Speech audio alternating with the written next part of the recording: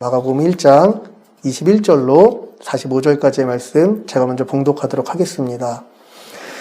그들이 가버나움에 들어가니라. 예수께서 곧 안식일에 회당에 들어가 가르치시매 무사람이 그에게 오는 논란이 이는 그가 가르치신 것이 돈 있는 자와 같고 서기관들과 같이 아니하는가라.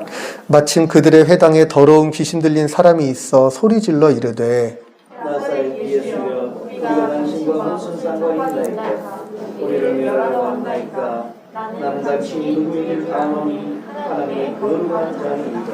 예수께서 꾸짖어 이르시되 잠잠하고 그 사람에게서 나오라 하시니 그런 귀신이 그 사람에게 병면을 일으키고 큰 소리를 지르며 나오는지라. 다 놀라 서로 물어 이르되 이는 어찌미냐 권위 있는 새 교훈이로다. 더러운 귀신들에게 명한즉 순종하는도다 하더라. 예수의 소문이 곧 온 갈릴리 사방에 퍼지더라. 회당에서 나와 곧 야고보와 요한과 함께 시몬과 안드레의 집에 들어가시니 시몬의 장모가 열병으로 누워 있는지라. 사람들이 곧 그 여자에 대하여 예수께 여짜온대 나아가사 그 손을 잡아 일으키시니 열병이 떠나고 여자가 그들에게 수종드니라. 처음으로 해질 때에 모든 병자와 귀신 들린 자를 예수께 데려오니 온 동네가 그 문 앞에 모였더라. 예수께서 각종 병 있는 많은 사람을 고치시며 많은 귀신을 내쫓으시되 귀신이 자기를 알므로 그 말하는 것을 허락하지 아니하시니라. 새벽 아직도 밝기 전에 예수께서 일어나 나가 한적한 곳으로 가사 거기서 기도하시더니 시몬과 그와 함께 있는 자들이 예수의 길을 알아가 만나서 이르되 모든 사람이 주를 찾나이다. 이르시되 우리가 다른 가까운 마을들로 가자. 거기서도 전도하리니 너희를 위하여 왔노라 하시고 이에 온 갈릴리에 다니시며 그들이 여러 회당에서 전도하시고 또 귀신들을 내쫓으시더라. 한 나병 환자가 예수께 와서 끌어들여 강고에 이르되 원하시면 저를 깨끗하게 하실 수 있나이까. 예수께서 불쌍히 여기사 손을 내밀어 그에게 대시며 이르시되 내가 원하노니 깨끗함을 받으라 하시니 곧 나병이 그 사람에게서 떠나가고 깨끗하여진지라. 곧 보내시며 엄히 경고하사 이르시되 상과 아무에게 아무 말 하지 말고 가서 내 몸을 제사장에게 보이고 내가 깨끗하게 되었으니 못에 가며 것을 들여 그들에게 입증하라 하셨더라. 다 같이요. 그러나 그 사람이 나가서 이 일을 많이 전파하여 널리 퍼지게 하니 그러므로 예수께서 다시는 드러나게 동네에 들어가지 못하시고 오직 바깥 한적한 곳에 계셨으나 사방에서 사람들이 그에게로 나아오더라. 아멘. 우리 이 시간 우리 성령의 조명과 또 말씀을 위한 기도 잠깐 올려드리도록 하겠습니다. 이 시간 함께 기도할 때 하나님, 우리가 함께 봉독한 이 말씀이 오늘도 창조의 역사로, 오늘도 온전케 하시는 새로움의 역사로 우리에게 일하시는 하나님의 말씀이 되게 하여 주시고, 우리가 이 말씀을 아멘으로 받으며 우리 신비에 새기게 해달라고 성령의 조명하심과 한 주간의 우리 삶의 깊은 곳까지 이 말씀의 통치가 임하기를 기도해 주시고요. 또 여기선 인간 목사가 사람의 말을 전하는 것이 아니라 하나님의 말씀을 바르게 가르치고 전할 수 있도록 설교자를 위해서도 기도를 부탁드립니다. 우리 성령의 조명을 위한 기도, 설교자를 위한 기도 우리 함께 하시고 우리 주기도문으로 말씀을 받을 준비를 하겠습니다. 기도하겠습니다. 살아계신 하나님 감사합니다. 아버지, 연약하고 부족한 인생 가운데 주께서 친히 그 몸과 피를 내어주셔서 우리를 주님 안에서 새 생명을 얻게 하여 주시니 주님 감사합니다. 아버지, 매일마다 순간마다 주님의 도우심과 인도하심 없이 거룩한 성도라는 이름에 걸맞게 살지 못하는 우리의 연약함을 주님 앞에 고백하오니 이 시간 다시 믿음으로 날마다 우리에게 영원한 새로운 양식을 주시는 다시 예수 그리스도에게로 우리의 심령이 겸손케 엎드려 주의 통치를 받게 하여 주시옵소서. 주님의 말씀이 우리의 신비에 새겨지게 하여 주시옵소서. 오늘 예배를 마치고 이 문을 나갈 때 주님의 말씀을 기뻐하며 그 말씀을 쫓아 한 주를 넉넉히 살아갈 수 있는 아버지, 그 은혜를 우리에게 공급하여 주시옵소서.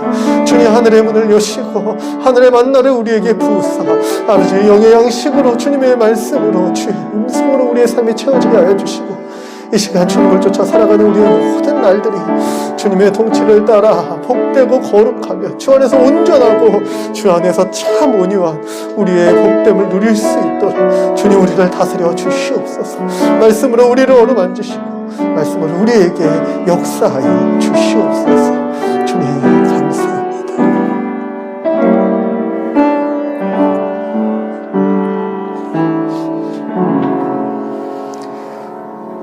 하늘에 계신 우리 아버지여, 이름이 거룩히 여김을 받으시오며 나라가 임하시오며 뜻이 하늘에서 이루어진 것 같이 땅에서도 이루어지이다. 오늘 우리에게 일용할 양식을 주시옵고 우리가 우리에게 죄 지은 자를 사하여 준 것 같이 우리 죄를 사하여 주시옵고 우리를 시험에 들게 하지 마시옵고 다만 악에서 구하시옵소서. 나라와 권세와 영광이 아버지께 영원히 있사옵나이다. 아멘. 할렐루야. 오늘 처음 오신 분들은 왜 갑자기 주기도문을 하나 좀 당황하셨을 수도 있겠어요. 우리 예수님께서 가르쳐 주신 기도, 우리가 말씀을 따라 어떻게 적용하고 무엇을 간구하며 무엇을 위해 살아야 하는지 주님이 가르쳐 주신 기도로 주의 말씀을 받을 준비를 하고 있습니다. 우리 오늘은 예수님은 누구신가?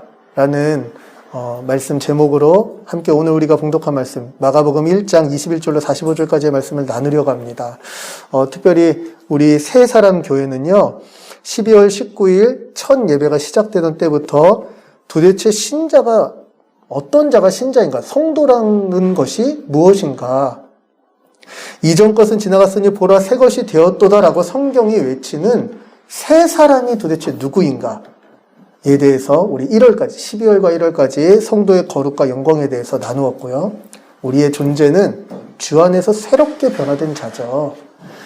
그런데 우리가 새롭게 변화될 때 하나님께서는 우리를 각자 혼자서 독자적으로만 변화시키는 것이 아니라 주 예수 그리스도에게 그 영원한 생명나무에게 접붙임하셔서 우리를 함께 더불어 새롭게 하시니 그것이 바로 교회입니다. 그래서 2월부터 거룩하고 영광스러운 성도의 성도됨이 가장 탁월하게 드러나는 교회에 대해서, 주 예수 그리스도 안에서 연합하여서 함께 한 몸이자 집합적 존재가 된 교회에 대해서 나누어 보았습니다. 우리 2월과 3월 그 교회의 그 능력의 원천이 어디에 있고 교회가 함께 주님 앞에서 살아가는 교회의 특징이 무엇이며 그럴 때 교회가 어떻게 영광스럽게 주의 이름을 나타내는가, 우리 이런 것들을 나눴었죠.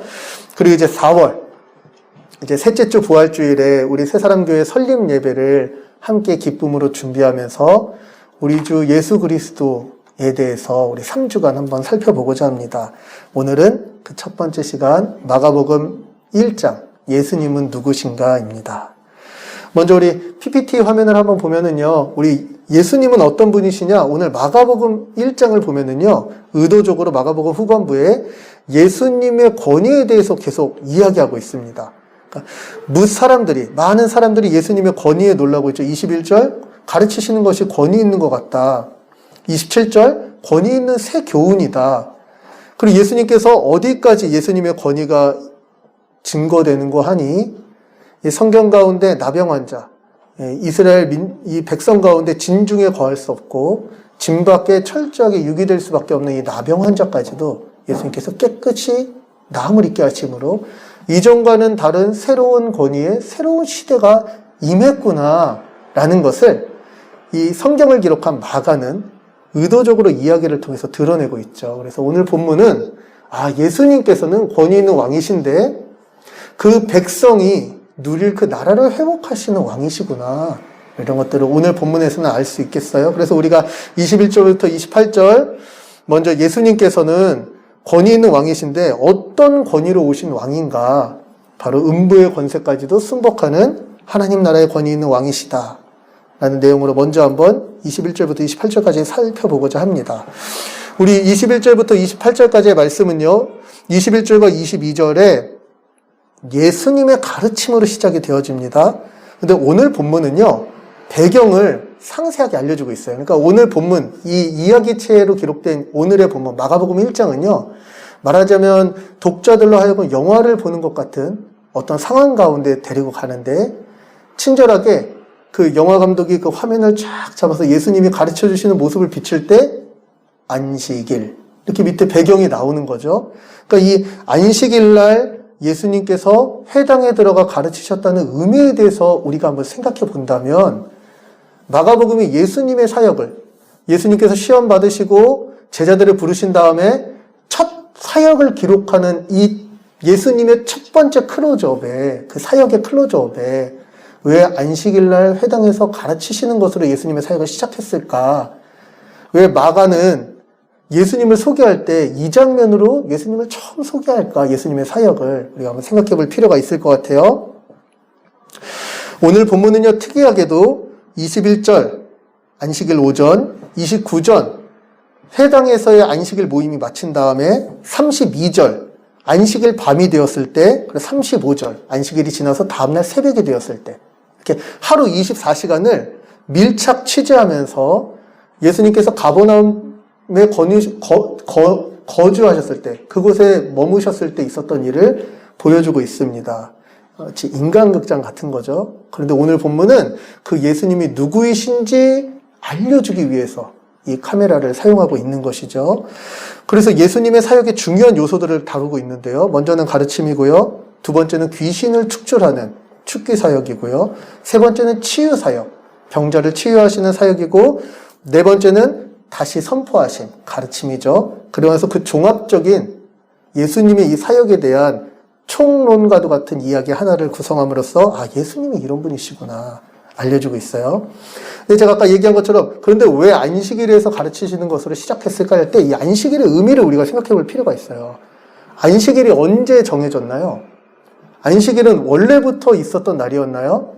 안식일은 예, 맞습니다.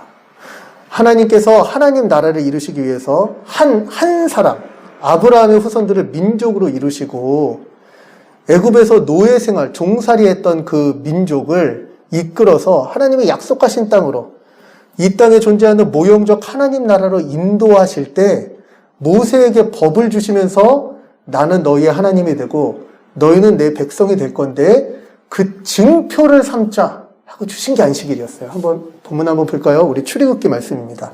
출애굽기 31장 13절에 보면 너는 이스라엘 자손에게 말하여 이르기를 너희는 나의 안식일을 지키라. 이는 나와 너희 사이에 너희 대대의 표징이니 나는 너희를 거룩하게 하는 여호와인 줄 너희가 알게 함이라. 아멘.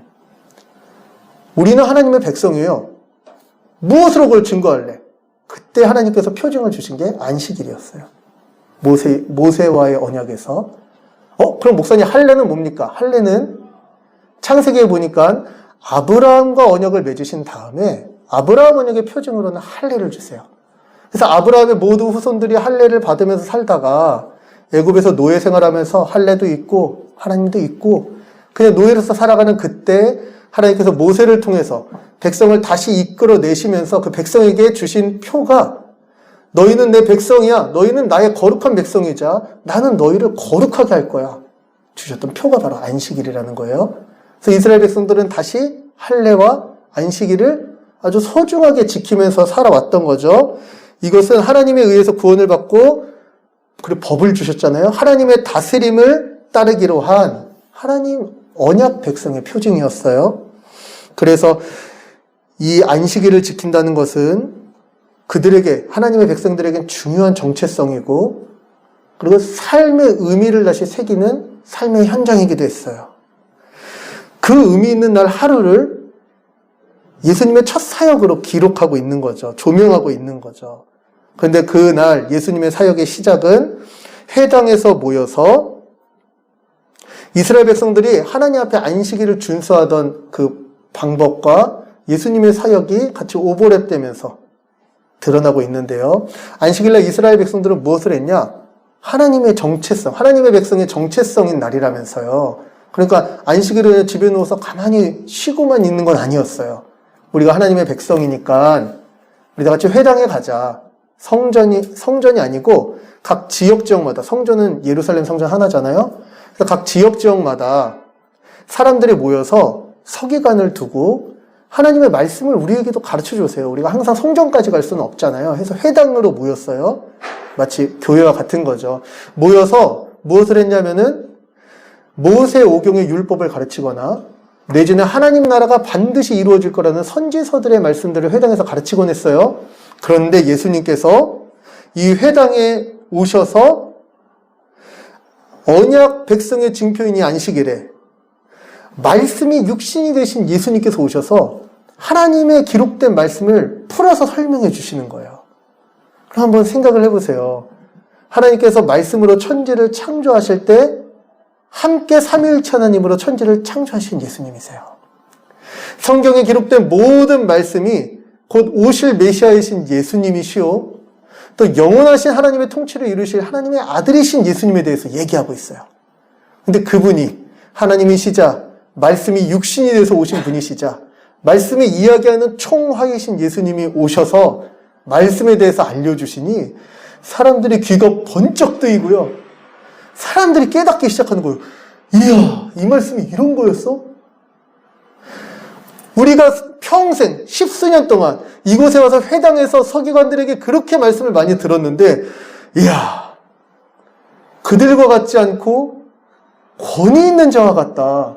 정말 말씀이 살아서 역사하는 권위가 있는 것 같아. 이렇게 얘기한 거죠. 왜 이런 표현? 왜 예수님의 첫 번째 사역 가운데 사람들이 이렇게 반응한 표현을 마가는 굳이 집중해서 우리에게 알려주느냐? 아, 그렇구나. 우리가 예수 그리스도를 믿는다는 것, 예수님의 사역, 우리의 믿음에는 믿음의 대상과 그 대상이 어떤 분이시고 어떤 역사를 이루셨는지, 대상에 대한 이해와 대상이 이루신 사역에 대한 이해가 우리 믿음의 기초잖아요. 그런데 아, 그렇구나. 우리 믿음의 대상이신 예수님께서도 말씀으로 그 사역을 시작하셨을 뿐만 아니라 말씀으로 천지를 창조하신 하나님께서 하나님의 말씀을 떠나 첫 번째 범죄로부터 타락한, 말씀을 떠나 살아가는 인생들에게 다시 말씀으로 회복하시고 오늘날 우리에게도 부활하시고 승천하셔서 2000년이 지난 지금도 여전히 말씀으로 동일한 은혜를 부어주시는구나. 예수님에 대해서 기록된 말씀의 시작을 예수님의 말씀을 가르치심으로 시작한 게 오늘 우리에게는 굉장히 중요한 의미가 된다는 거죠. 원래 참 말씀의 복된 권위 아래, 그리고 이 사람들을 가장 온전케 하기 위해서 하나님께서 내어주신 그 말씀을 직접 눈으로 보면서 귀로 들으니 그 백성들이 누렸던 그 평안과 그 희락이 오늘 여전히 동일한 말씀이 기록되어서 우리에게 전해지는 이 성경을 통해서 여전히 동일하게 하나님의 은혜로 부어주고 있다. 교회는 이것을 믿는 것이죠. 그런데 그 예수님께서 말씀으로 다스리시는 것, 말씀으로 가르치시는 것, 말씀을 통해서 우리를 새롭게 하시는 것에 아주 그 대표적인 모습으로 무엇을 성경이 바로 주목하는 거 아니? 두 번째입니다. 하나님 나라를 회복하시는 예수님 사역의 본질이 뭐냐? 이 말씀으로 그런 가르치시고 회복하시는 사역의 본질이 무엇이냐? 그건 바로 죄와 사망을 물리치고 새 생명을 얻게 하는 구원이 예수님의 가르침, 예수님의 말씀에 의한 회복의 본질이구나. 이런 것들을 23절부터 28절 바로 이어서 보여주고 있어요.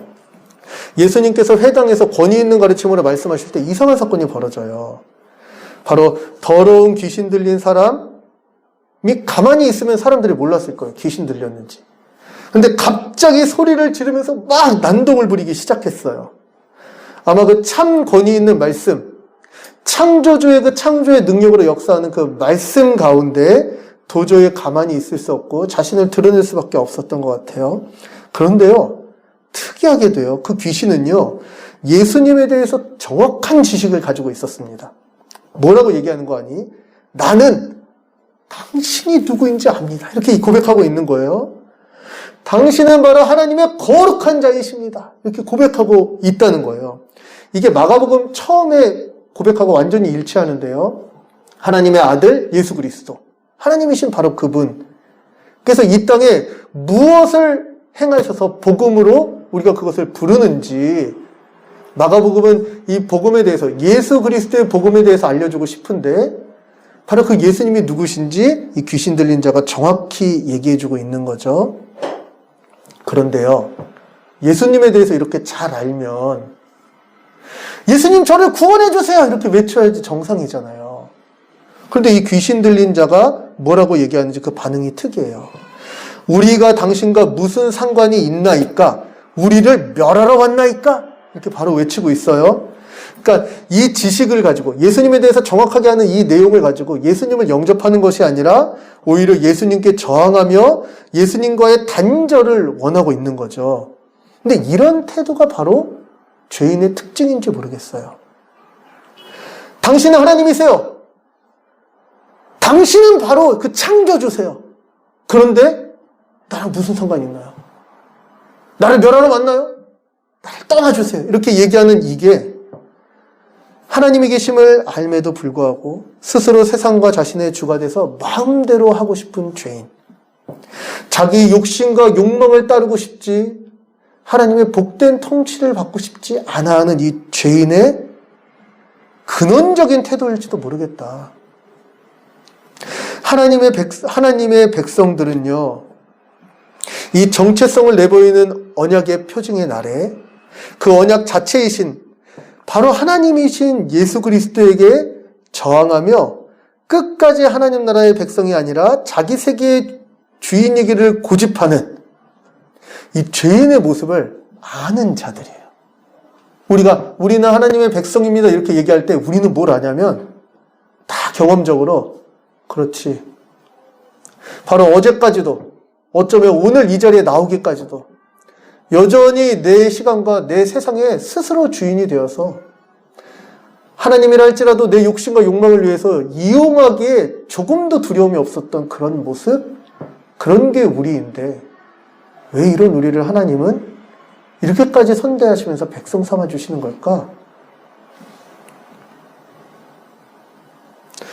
바로 그런 태도가 어둠의 세력의 정체라고 본문이 말해주는 거죠. 에베소서 본문은 이것에 대해서 아주 적나라하게 고발하죠. 우리가 하나님의 본질상 진노의 자녀일 때, 우리가 죄인이었을 때 우리는 세 가지를 따르는데 바로 이 세상 풍조를 따르고 그 로마서 1장에 고발하는 것처럼 그게 사망에 이르는 죄인 줄 알면서도 괜찮다고 자기만 행할 뿐만 아니라 다른 이들도 행하도록 독려하는 그 이 세상 풍조를 따르고요. 두 번째, 공중권세 잡은 자를 따르고요. 그리고 자기 육체의 욕심을 따라서 지냈던 바로 그런 자들의 모습을 오늘 이 귀신 들린 자가 이 어둠의 목소리를 통해서 정확하게 드러내고 있는 거죠. 그러니까 우리는 한번 생각해 봐야 될 거예요. 예수님의 첫 번째 사역이 가르침이었는데, 가르침이 너무 좋아요. 근데 이 가르침을 아는 지식에서 머무르는 것이 결코 믿음이 아님을 우리 한번 생각해 봐야 될 거예요. 예수님의 가르침은 이 말씀이 누구에 대한 말씀인가에 대해서 드러내시는 가르침이었을 텐데, 이미 예수님을 너무 잘 아는 이 어둠의 권세는 그 가르침을 알지만 믿음과는 상관이 없었던 거죠. 야고보서에서는 이렇게 이야기합니다. 이와 같이 행함이 없는 믿음은 그 자체가 죽은 것이라.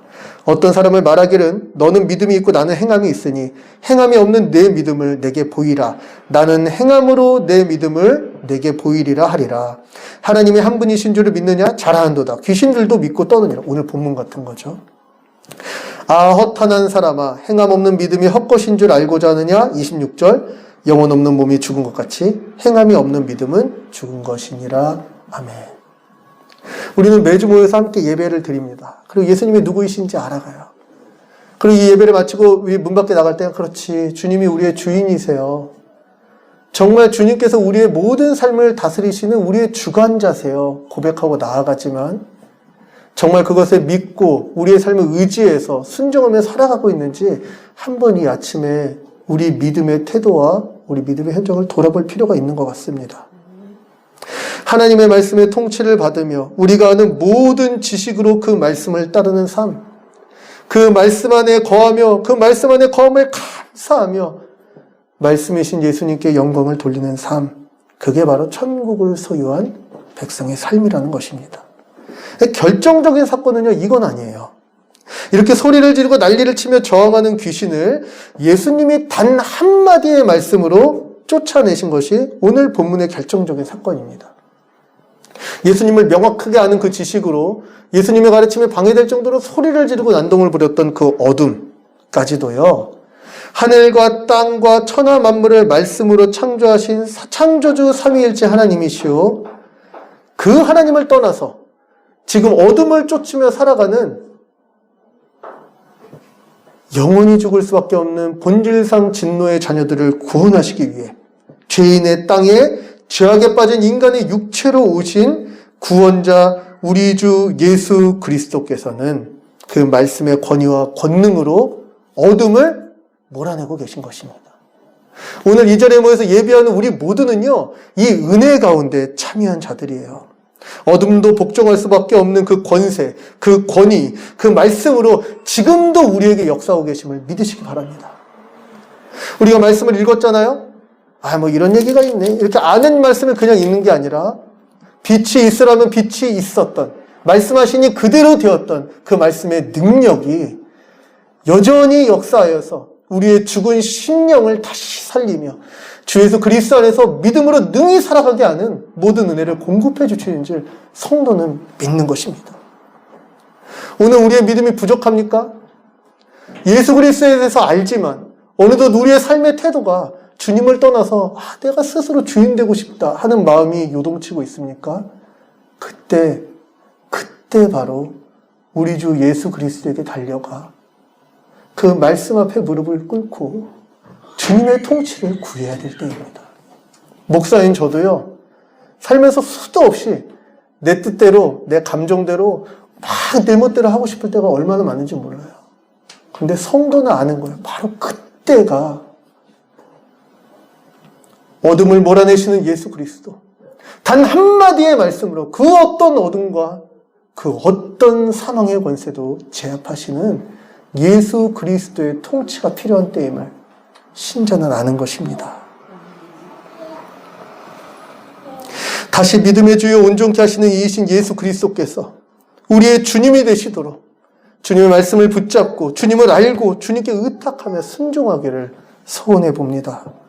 다시 한번 예수님께서 모든 만물, 심지어 죄와 어둠의 권세까지도 복종케 하시는 주님의 권세로 자기 백성, 우리를 보호하고 계심을 믿길 바랍니다. 우리의 삶의 수많은 어려움과 수많은 유혹들 속에서 우리가 이 삶의 거센 풍랑 가운데 흔들리며 빠져가는 것 같을 때 잠잠하라 말씀하시는 그 주님의 음성이 우리 삶의 참 구원이자 참 복락임을 다시 한번 믿으며 주의 말씀을 붙잡고 살아가는 우리 되기를 소원해 봅니다. 그런데 바로 이 예수님, 말씀으로 가르치시면서 말씀으로 어둠을 몰아내신 예수님께서 그 다음을 보니까요, 29절부터 39절까지요. 바로 장소를 이동하세요. 근데 장소를 어디로 이동하시느냐? 안식일이라는 특정한 날, 회당이라는 것은 가장 공적인 영역이거든요. 이스라엘 백성들에게 안식일에 할 일은 회당에 가서 함께 하나님의 말씀을 듣는 거예요. 이스라엘 백성에게 당연한 그 공적인 영역에서 이제 예수님이 가장 사적인 영역으로 이동하시는데 그게 바로 뭐냐? 시몬과 안드레의 집에 들어가시는 거였어요.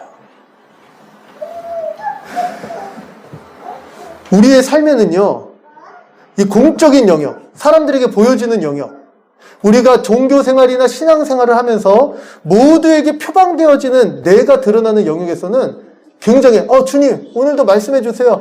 그렇지, 우리 주님이 이러신 분이시죠. 이렇게 따르고 있는지 모르겠어요. 그런데 우리의 가장 사적인 영역, 남들이 들여다보지 않았으면 좋을 것 같은 영역, 가장 나 혼자 있는 그런 시간이나 내지는 우리 마음속 깊은 곳에 우리는 정말 예수님께서 주님으로 계시는가 한번 생각해 봐야 되겠어요. 예수님께서는요, 이 안식일에 공적 영역에서 말씀을 가르치시고 어둠을 몰아내신 것으로 멈추지 않으시고 가장 사적인 영역에 친히 방문하셔서 그곳에 있는 문제를 돌아보시니 그게 바로 그 자리에 있던 많은 사람들 중에서 가장 늙고 그 당시 이 사회 정서상 가장 무시받았던 소외계층, 바로 이제 늙은 여인이죠.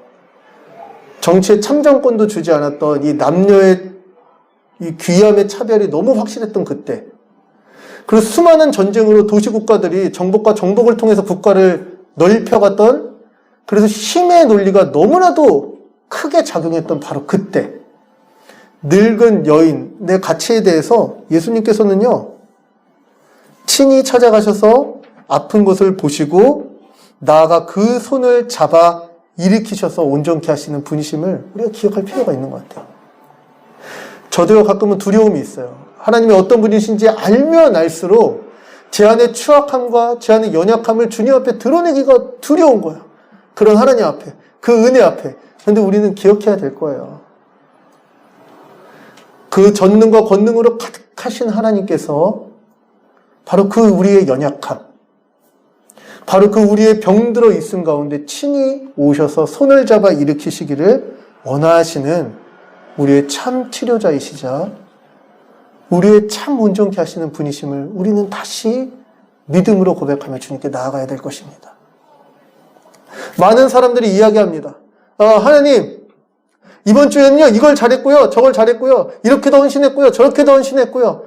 그런데 그렇게 헌신하지 않았던 많은 시간들 가운데, 더 많은 우리의 날들 가운데, 우리의 가장 연약하고 가장 추악했던 그 마음에까지도 우리 주님의 도우심과 우리 주님의 은혜가 여전히 필요함을 우리는 늘 고백하면서 그 우리의 깊은 것까지도 주님께 내어 맡겨 온전케 되어짐을 받는 자, 그게 바로 오늘 이 주일에 모여서 예배하며 주를 기뻐하는 자들만 누릴 수 있는 특권이자 우리에게 부어진 주님의 은혜이다.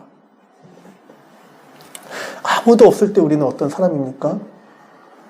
아무도 없을 때 주님의 손 잡아주심과 주님의 일으켜주심이 늘 이 말씀을 통하여서 우리에게 공급되어지는 하나님의 거룩한 성도이기를 소원해 봅니다. 그런데 이러한 예수님의 가르치심, 어둠을 말씀으로 물리치신 이 왕의 통치, 영적인 치료였던 거죠. 그리고 가장 연약한 자, 가장 소외된 자까지도 돌아보셔서 온전케 하시는 육체적 치료, 영적 치료와 육체적 치료, 이 모든 것들이 마치 의도라도 한 것처럼 가르침, 영적 치료, 육체적 치료가 있었잖아요. 근데 그날 저녁에 이게 다시 역순으로 반복돼서 영적 치료, 육체적 치료, 영적 치료, 가르침 이렇게 선언되고 있어요. 바로 그게 35절부터 39절입니다. 공동체 중에서 가장 작은 공동체인 가정, 그 가운데 가장 연약한 사람으로부터 시작해서요, 예수님의 사역은 멈추지 않고요, 가정과 가정이 모인 온 동네로 카메라가 확장되어 갑니다.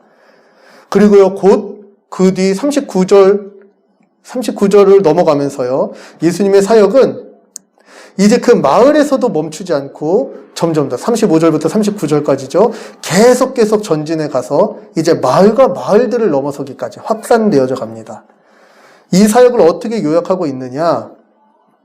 저녁에 몰려든 많은 병든 자와 많은 자를 고치시고요.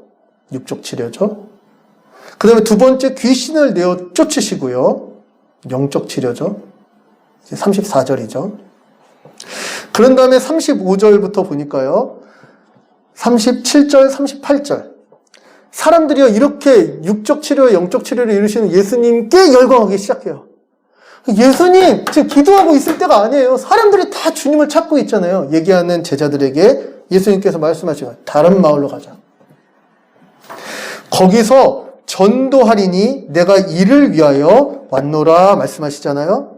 근데 여기서 이 전도라는 단어가, 전도라고 번역되어 있지만 이 캘리소라는 단어가 원래는 고지하다, 알리다, 크게 선포하다 이런 단어예요. 이게 원래 언제 쓰였냐면 왕의 전령이 말을 타고 막 달려가면서 황제의 명이여 이렇게 소리치면서 달려갈 때 원래 쓰던 단어예요. 예수님께서 무엇을 선포하셨는가? 무엇을 전파하셨는가? 바로 예수님께서 말씀이 약속한 메시아이심을 선포하신 것이겠죠. 예수님께서 하나님 나라를 이루시는 분이심을. 바로 이렇게 예수님께서 전파하시고 자신을 알리시기에 기뻐하셨던 바로 이 사역을 몇 교차 구조를 통해 하나가 다시 반복되어지는 구조와 함께 지역적으로는 공적 영역에서 사적 영역으로, 근데 더 큰 공적 영역에서 더 넓은 범주로 퍼져가는 식으로 예수님에 대해서 이렇게 알려주고 있다는 거예요. 오늘 본문은요. 이를 통해서 예수님께서 이 땅에 오셔서 우리와 함께 하시는 이 모든 치료가 가르침과 가르침 사이에서 일어나는 거구나. 이런 것들을 우리에게 알려주고 있는 거야. 오늘 본문은. 예수님의 가르침으로 시작해서 어둠의 권세가 물러나고 가장 은밀한 곳에서 연약한 자를 이렇게 세우신 다음에 마을 전체를 고치시고 멈추지 않고 나가셔서 다른 마을에게도 자신에 대해서 가르치시고 선포하시는 예수님, 그런 예수님을 믿는 우리이기에 다음 한번 볼까요? 마태복음에 예수님께서 마지막에 주신 지상 명령을 교회는 따릅니다. 예수께서 나와 말씀하여 이르시되 하늘과 땅의 모든 권세를 내게 주셨으니 그러므로 너희는 가서 모든 민족을 제자 삼아 아버지와 아들과 성령의 이름으로 세례를 베풀고 내가 너희에게 분부한 모든 것을 가르쳐 지키게 하라. 볼지어다 내가 세상 끝날까지 너희와 항상 함께 있으리라 하시니라. 아멘. 우리가 지난주에 성전이신 예수 그리스도를 얘기하면서 임마누엘의 모형적 체험과 실제적 성취를 함께 나눴었잖아요. 볼지어다 내가 세상 끝날까지 너희와 항상 함께 있으리라 말씀하신 참 임마누엘이신 예수님께서 교회에게 원하시는 것이 무엇이냐? 분부한 모든 것을 가르쳐 지키게 하는 것. 가르침을 받고 귀신과 같이 머물러 있는 것이 아니라 그것을 지키고 믿음으로써 반응하는 이 순종까지 주님은 교회에게 사명으로 맡겨주셨고 우리는 기꺼이 이 일들을 이루는 자들이다. 그러니 먼저는요, 예수님에 대해서 알기를 힘썼으면 좋겠어요. 예수님이 궁금하십니까? 그 정도 알면 됐어요? 그 정도 알면 됐지 뭐 이런 순간 권태기가 오는 거 아닌가요? 저는요, 우리 한나랑 결혼해서 살지만 더 알고 싶어요. 더 혼날 일도 많고요. 더 알아가고 더 함께하고 싶은 것이 사랑하는 사람들의 연합이잖아요.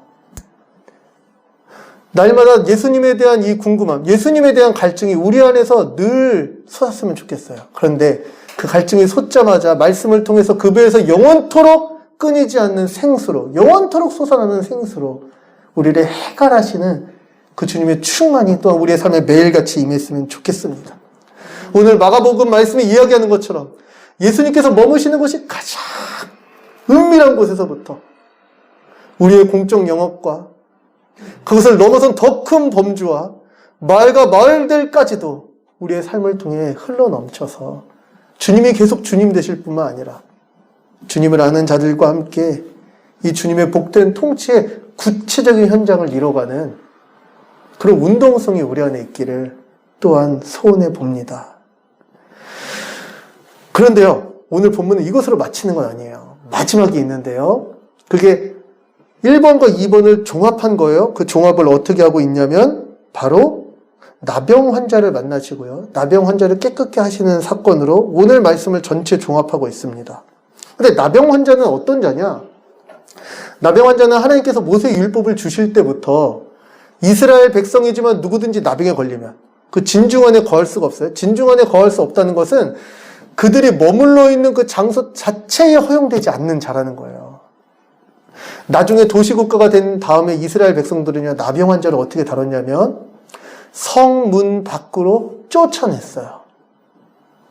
그런데 나병 환자는 이 법에 의하면 사람들이 가까이 왔다가 자기 때문에 이 죄가 옮을까봐 입술을 가리고 부정하다 3번을 외쳐야 됐어요. 그 사람들이 지나가도 뭐야 이러면서 피해가는 거죠.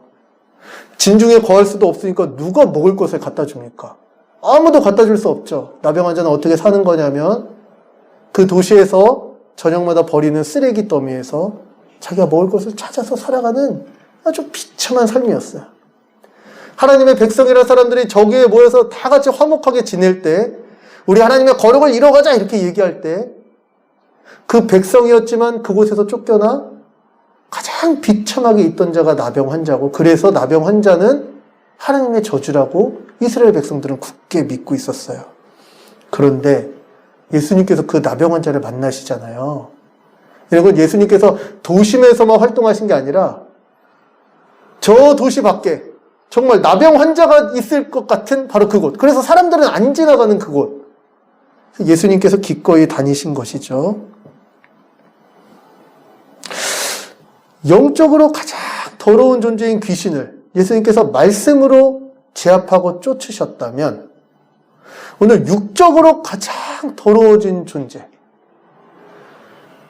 그래서 그 삶의 그 모든 것들이 철저히 무너진 자를 예수님께서는 만나주십니다. 절대적으로 가장 더러운 혐오의 대상이었던 존재. 온전케 하시는 게 어쩌면 우리 주 예수 그리스도께서 말씀하시고 치료하시고 어둠을 몰아내시는 모든 사역의 목적이구나.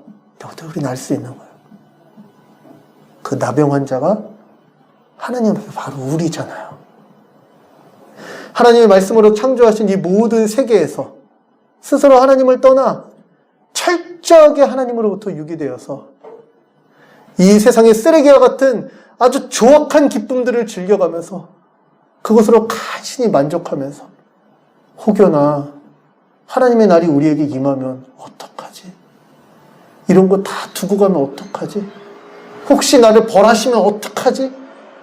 더 숨고 숨었던 우리 같은 자들을 주님께서 기꺼이 온전하게 해주신 것이 바로 성도가 빼앗길 수 없는 감사의 이유잖아요. 오늘 마가복음이 그 현장을 조명하는 거예요. 그런데 오늘 죄인에게 찾아오신 예수님께서 구약의 모든 권위와 다른 권위로 오신 그 이유를 본문은 설명하고 있어요. 구약에서는요, 부정함이 정결함을 항상 압도하곤 했어요. 구약에서는요, 더러움이 깨끗함을 항상 이기곤 했어요. 그래서 이 더러운 세상 가운데서 하나님의 백성들은 구별돼서 모여서 분리되어서 이렇게 자기를 지키며 살아야 됐어요. 조금의 부정도, 조금의 더러움도 우리 가운데 틈타면 우리 모두가 부정해지기 때문에. 그런데 예수님은요, 기꺼이 그 부정 한가운데로 들어가셔서 손을 잡아 그를 치료하시는데 그가 깨끗해 되어질 뿐만 아니라 다시 제사장에 가서 그의 몸을 보이고 모세 율법에 기록된 대로 행하여서 공동체로 회복되어질 수 있기까지.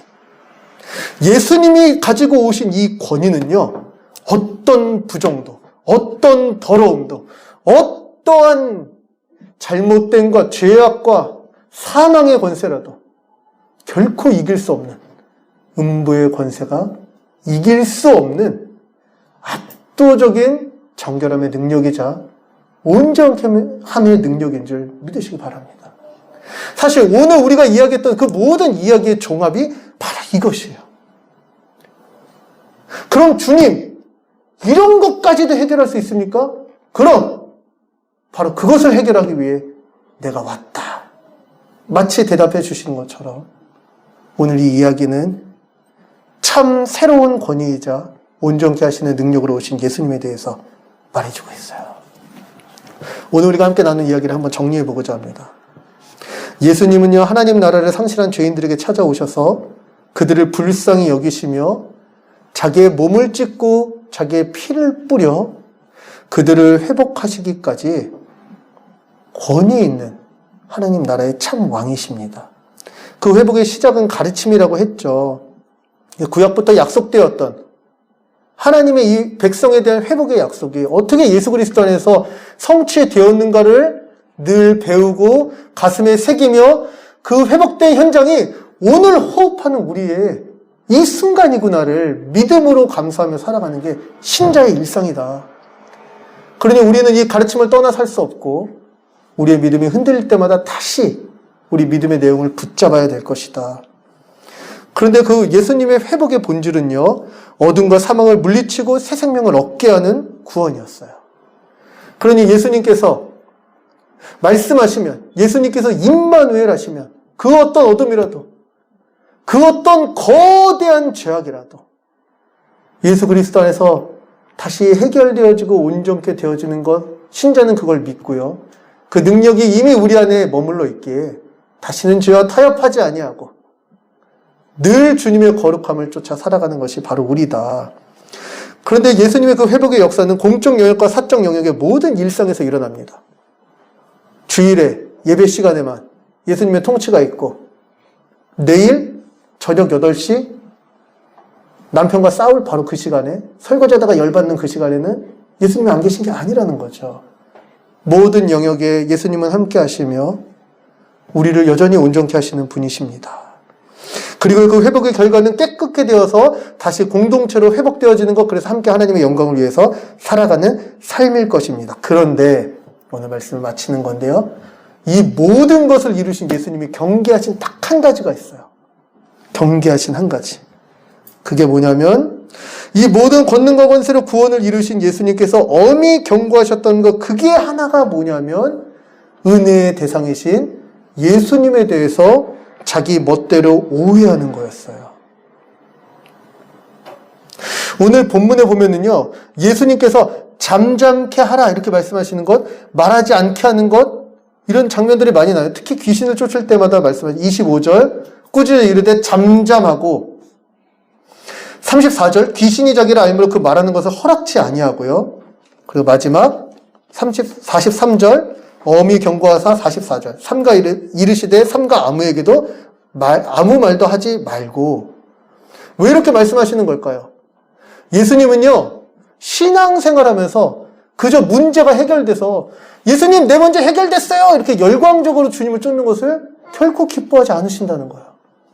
우리의 삶에 많은 문제가 있잖아요. 실제로 뭐 치료도 받고 온전케도 되고 이 믿음 때문에 기쁨이 넘치고 막 이러잖아요. 그럴 때 주님 해결되었어요 감사하면서 따르는 것, 우리에게는 당연한 감사지만 예수님은 말씀하시는 거예요. 그런데 너의 문제가 해결돼서 나를 따르는 거 말고 자기를 부인하고 자기 십자가를 지고 나를 쫓는 그 자리에 너도 함께 할 수 있냐 물어보신다는 거예요. 많은 사람들이 하나님에 대해서 감사합니다. 언제요?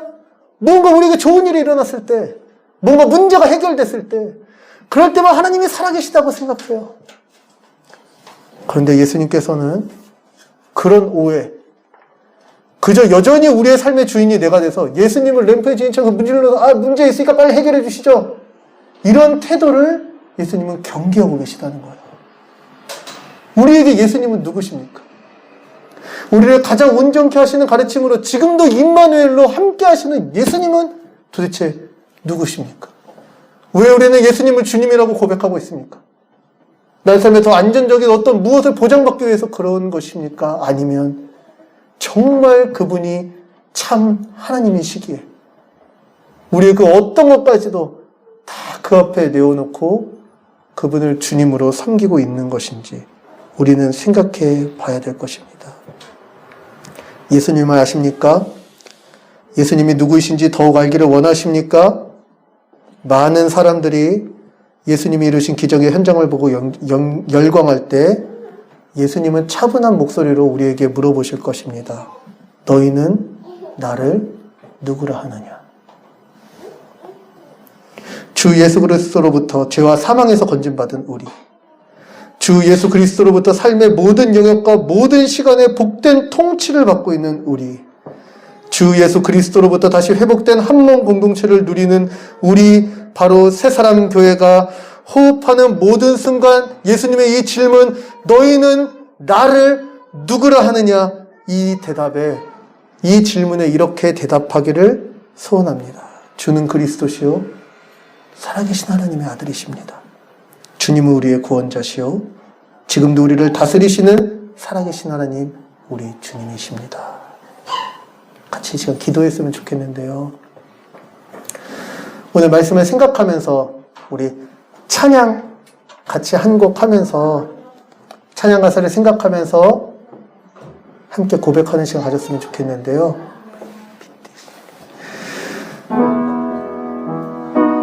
예수님이 누군가요? 사람들이 물어보면 우리는 짧게 한마디로 대답하기는 쉽지 않죠. 근데 우리의 고백에 분명히 담겨져 있어야 되는 것 하나는 예수님은 우리의 왕이십니다. 예수님은 우리의 주님이십니다. 예수님은 그냥 우리가 필요해서 아무 때나 부릴 수 있는 우리의 종도 아니고요. 저 큰 능력으로 저기서 기분 좋게 마음 좋게 있다가 우리가 궁급할 때나 도와주는 우리의 소방수도 아닙니다.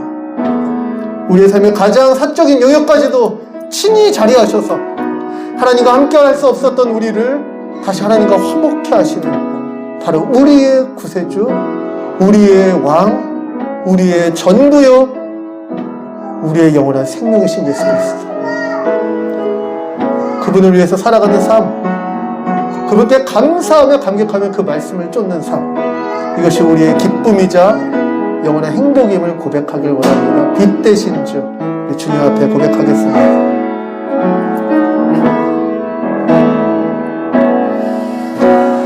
빛 되신 주 어둠 가운데 비추사 내 눈 보게 하소서. 예배하는 선한 마음 주시고 산 소망이 되시. 우리 2절입니다. 만유의 주, 만유의 높임을 받으소서. 영광 중에 계신 주,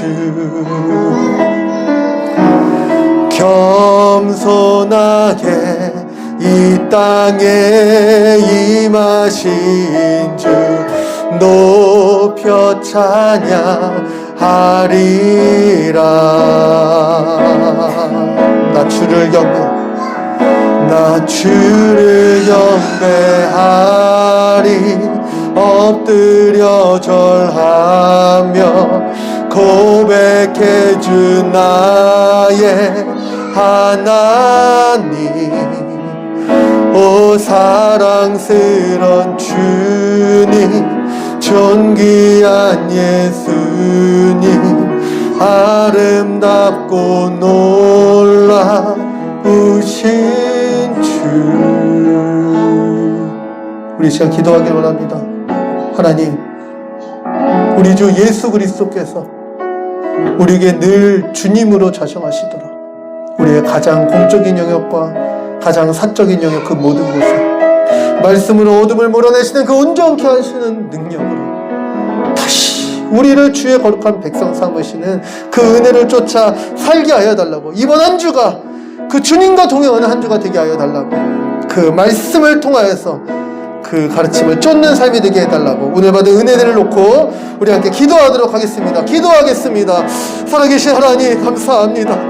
아버지, 연약하고 부족한 오늘도 마치 나병 환자와 같이 하나님의 그 거룩한 자리를 스스로 떠나 부정하다 외칠 수밖에 없는 이 죄악과 욕심과 이 세상의 시대정신을 쫓기를 기꺼이 기뻐하며 주를 떠났던 스스로 주인된 우리 주님, 이렇게 부족하고 연약한 우리 아버지 믿음이 있다 말하나 손쉽게 믿음을 떠나는 나 같은 자를 다시 한번 말씀으로 만나주시고 아버지, 오늘 우리에게 이 말씀을 심어주시니 감사합니다.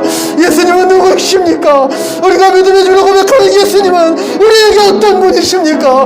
너희는 나를 누구라 하느냐 물으시는 주님의 음성 가운데 나의 삶은 무엇으로 응답하고 있습니까? 주님, 우리의 믿음이 삶으로 주님 앞에 응답할 때까지 아버지, 우리의 지식과 함께 주를 의탁하는 우리의 삶의 현장에 우리의 모든 걸음을 은혜로 이끌어 주시옵소서.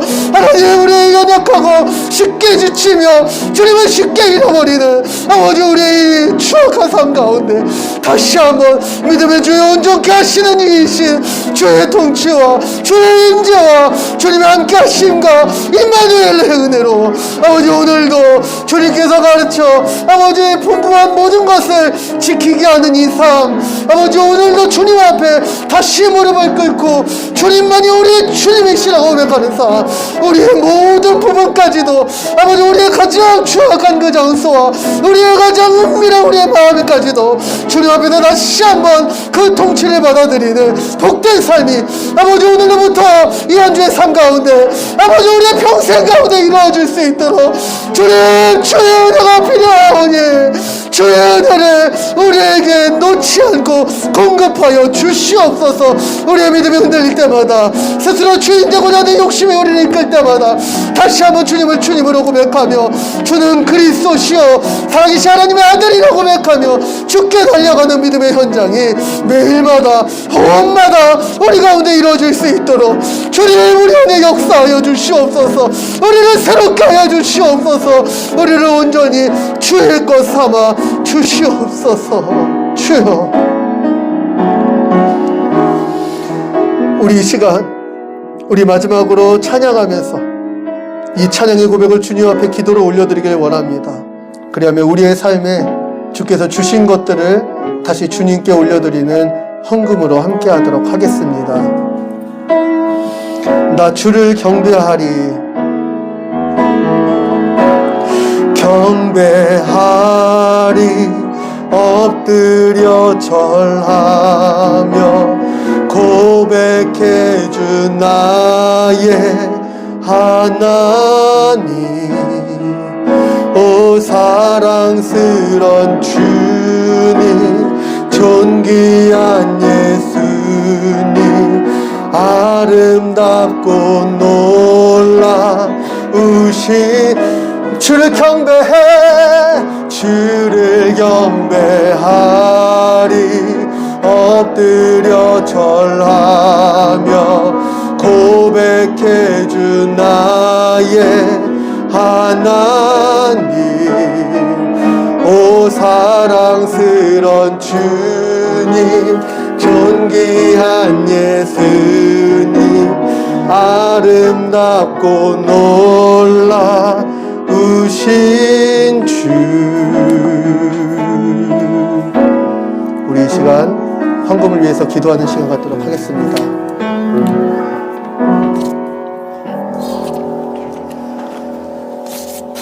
주님 앞에 감사 예물 올려드립니다. 예배의 자리로 인도하심을 감사합니다. 혜민이의 예배의 처소를 하나님께서 인도하옵소서. 아멘. 우리 이 시간 다 같이 헌금을 위해서 또 우리의 삶의 현장을 위해서 기도하는 시간 갖도록 하겠습니다. 살아계신 하나님,